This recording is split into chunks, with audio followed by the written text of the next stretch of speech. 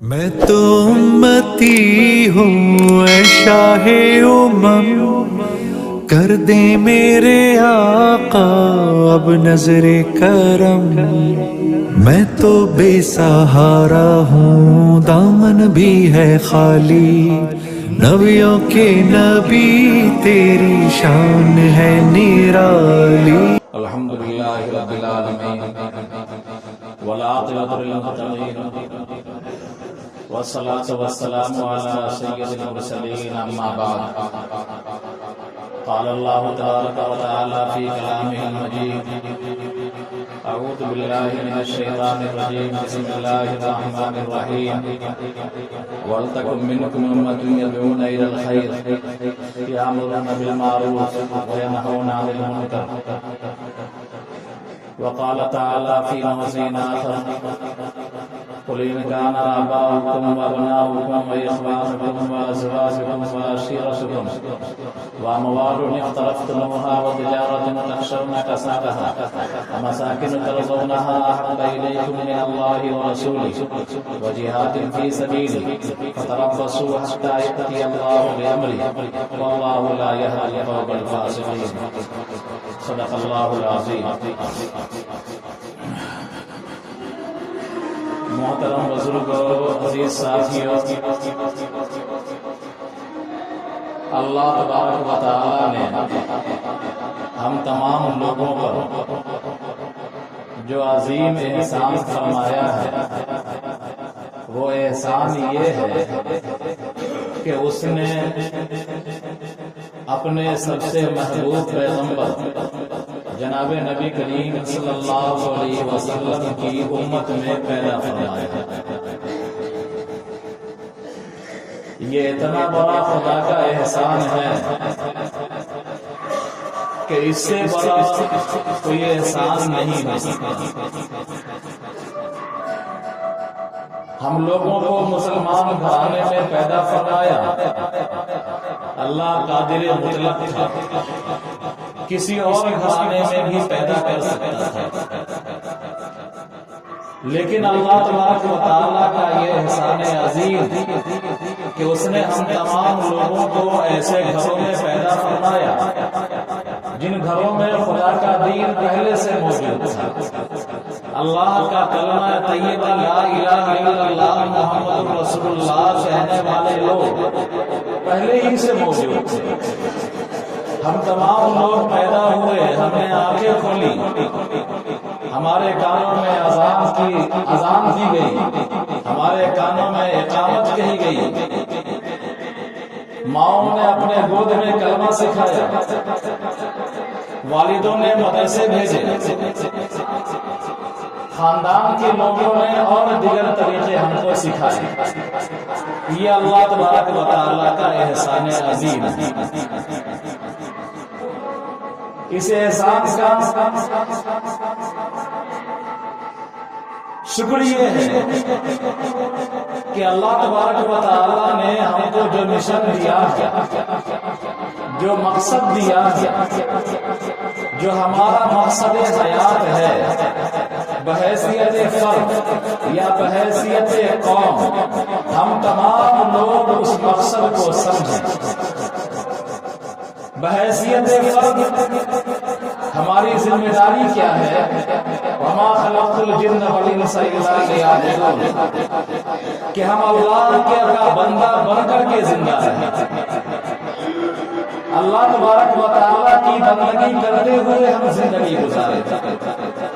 اللہ تبارک و تعالیٰ کے ساتھ اپنے ایک خاص معاملے کو ویسا رکھیں جیسا کہ وہ چاہتا ہے،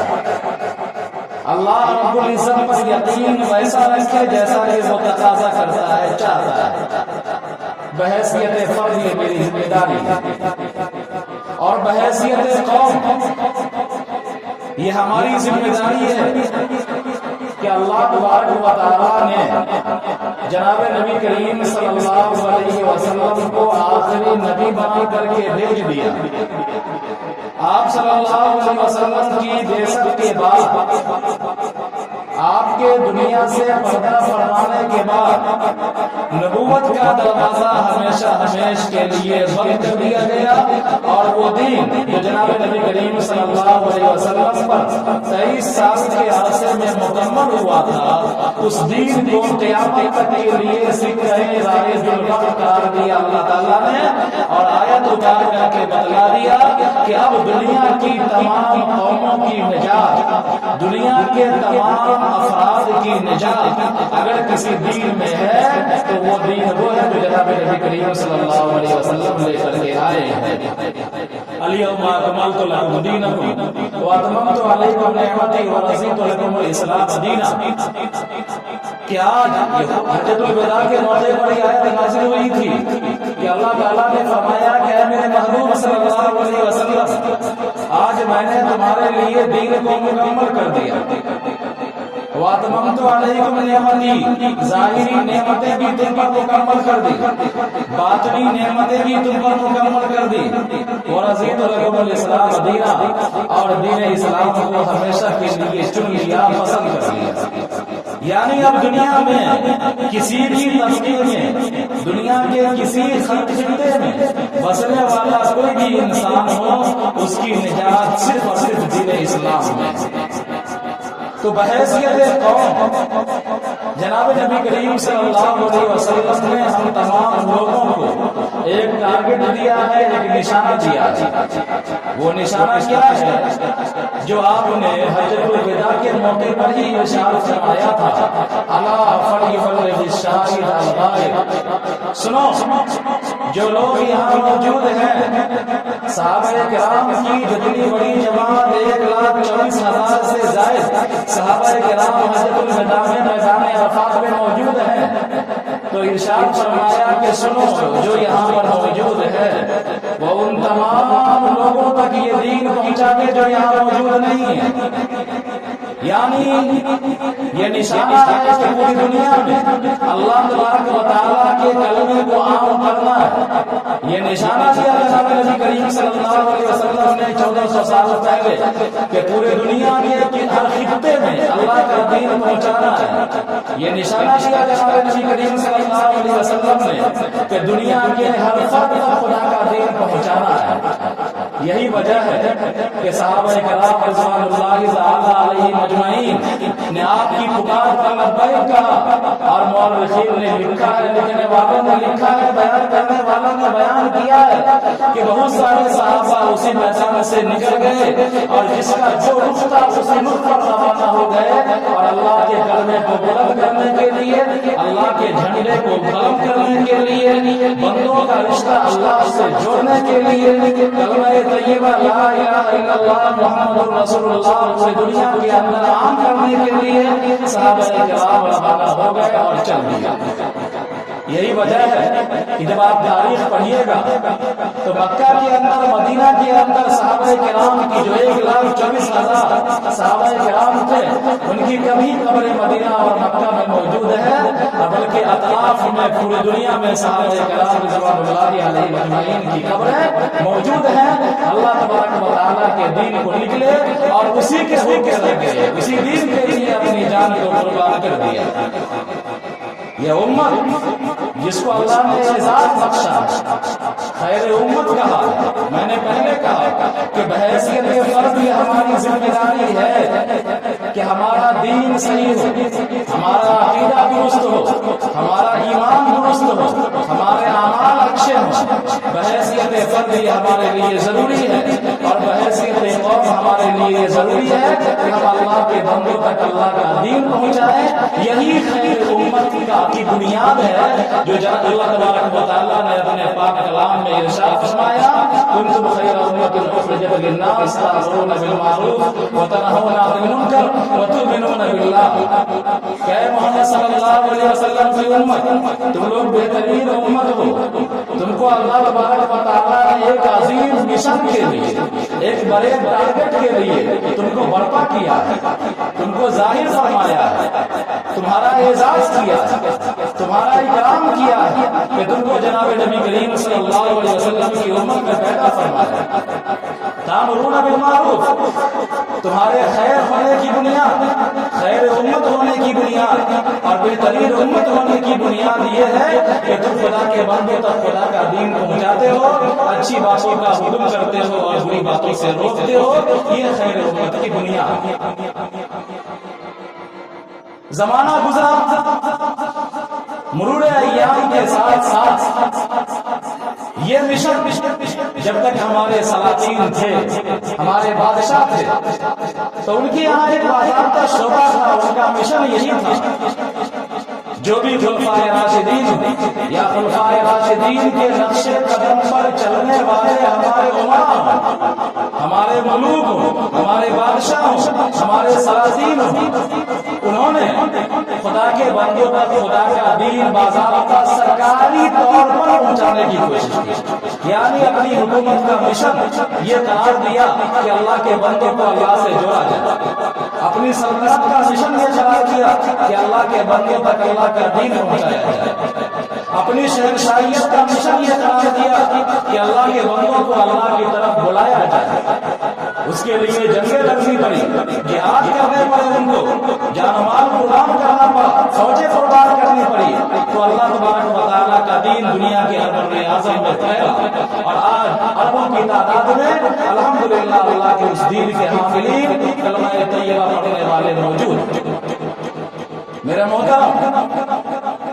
ہمارا یہ ہندوستان، اس ملک کے اندر بھی جب تک سلاطین تھے، بادشاہ تھے،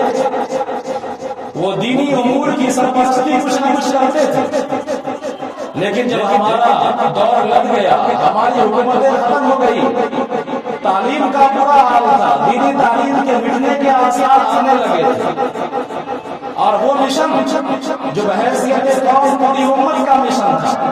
ہندوستان کی بڑی آبادی تک دین نہیں پہنچا تھا، اور جن تک دین پہنچا بھی تھا ان کے کلمے درست نہیں، ان کی نمازیں درست نہیں، ان کے روزے درست نہیں، ان کے طہارت کے مسائل ان کو معلوم نہیں، یعنی پوری ہندوستان کے اندر طلب نام کی کوئی چیز نہیں تھی۔ اللہ تبارک و تعالیٰ نے مولانا الیاس رحمۃ اللہ علیہ کے ذریعے سے، حجت الامام مولانا قاسم نانوتوی رحمۃ اللہ علیہ کے ذریعے سے دیوبند کے اندر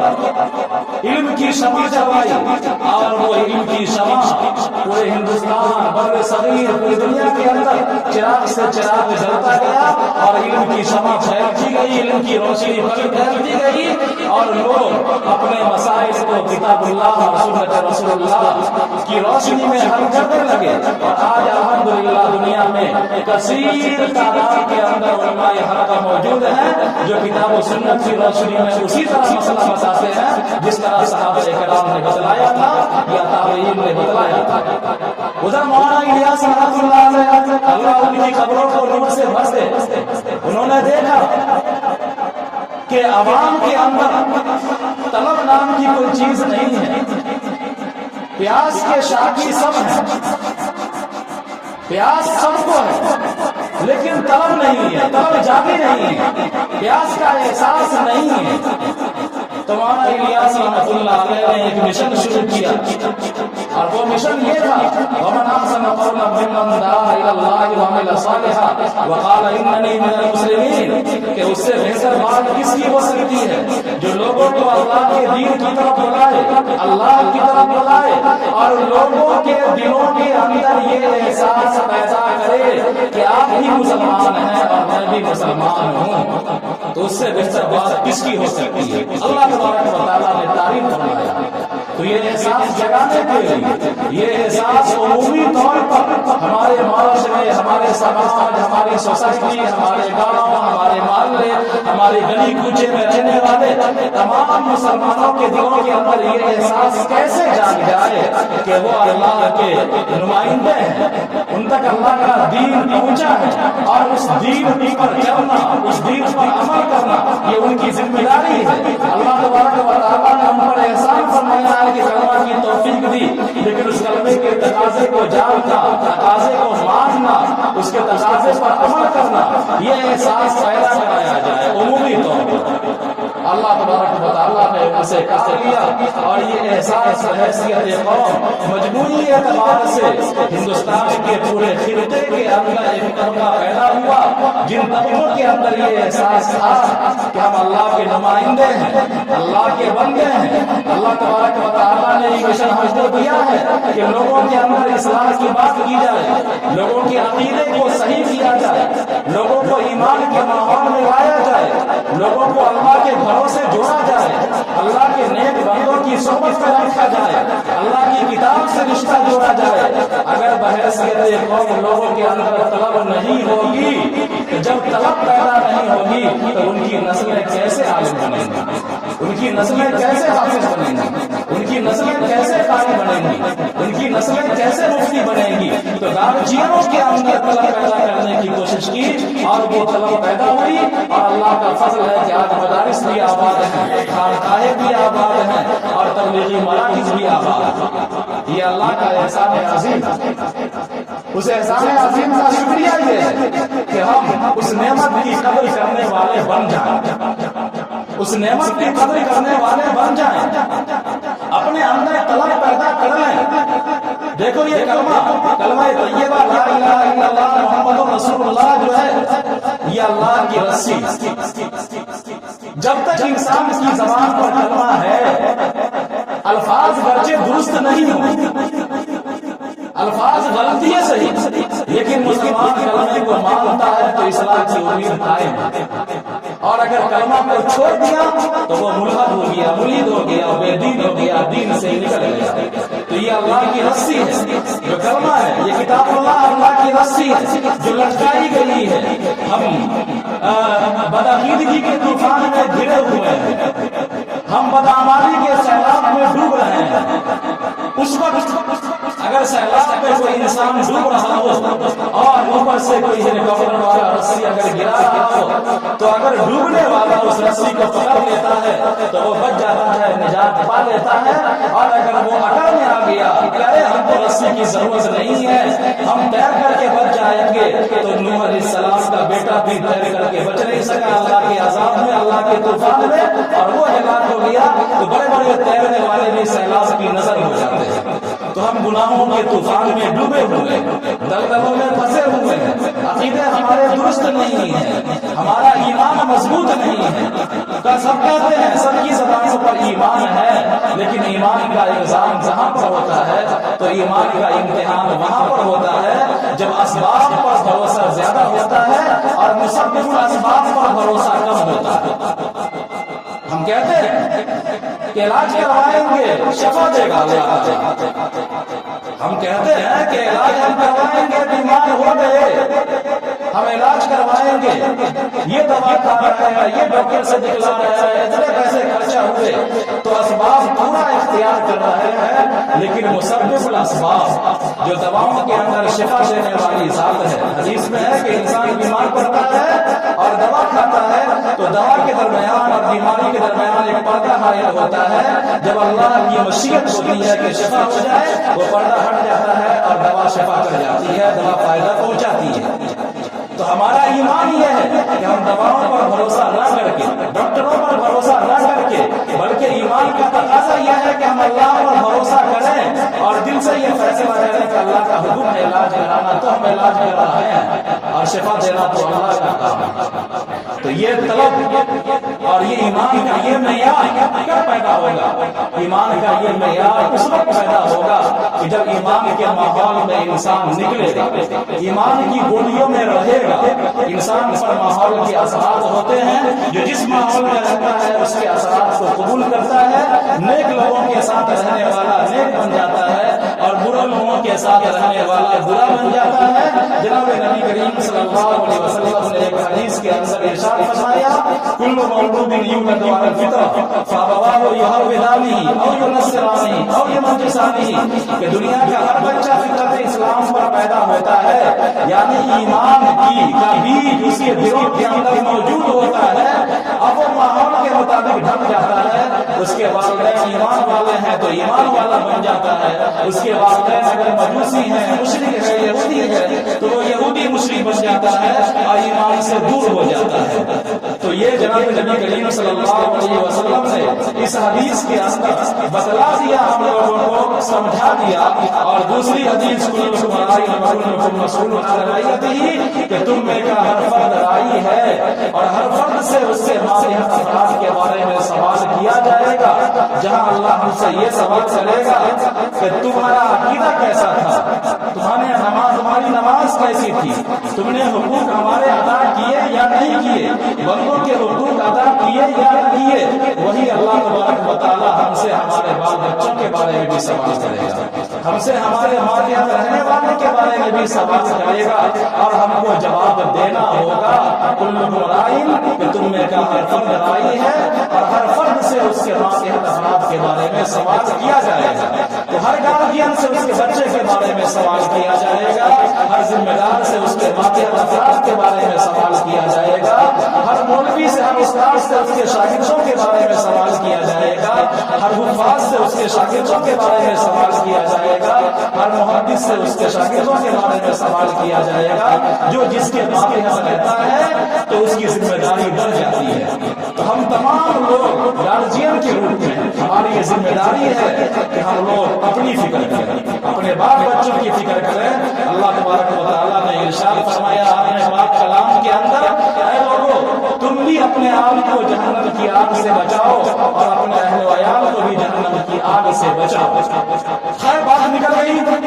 میں یہ کہہ رہا تھا کہ اللہ تبارک و تعالیٰ کے اس احسان عظیم کا شکریہ یہ ہے کہ ہم اس نعمت کی قدر کریں، اور جو نشانہ اللہ تعالیٰ نے ہم کو دیا ہے کہ خدا کے بندوں تک خدا کا دین پہنچانا ہے، جو نشانہ اللہ تبارک و تعالیٰ نے دیا ہے ہم کو کہ اپنی زندگی کو سدھارنا ہے، اپنی زندگی کی فکر کرنی ہے، اپنے ایمان کی فکر کرنی ہے، اپنے ایمان کا محاسبہ کرتے رہنا ہے، اپنے ایمان کو مضبوط سے مضبوط تک کرنے کی کوشش کرنی ہے، تو اس کو ہم کو ٹٹولنا ہے، جائزہ لینا ہے، ایمان والے ماحول میں نکلنا ہے، تھوڑی دیر کے لیے سوچنا ہے کہ یہ زندگی ہماری چند دن کی ہے، انقلابات آتے رہتے ہیں، اب دیکھتے ہیں روزانہ ہمارے سامنے کوئی نہ کوئی اٹھتا رہتا ہے، پتہ نہیں کس کا وقت کب آ جائے۔ اور اللہ کے رسول صلی اللہ علیہ وسلم نے ارشاد فرمایا کہ حاسبوا قبل ان تحاسبوا، اے لوگوں تم اپنا محاسبہ کرو قبل اس کے کہ تمہارا محاسبہ کیا جائے، تو موت سے پہلے انسان موت کی تیاری کر لے۔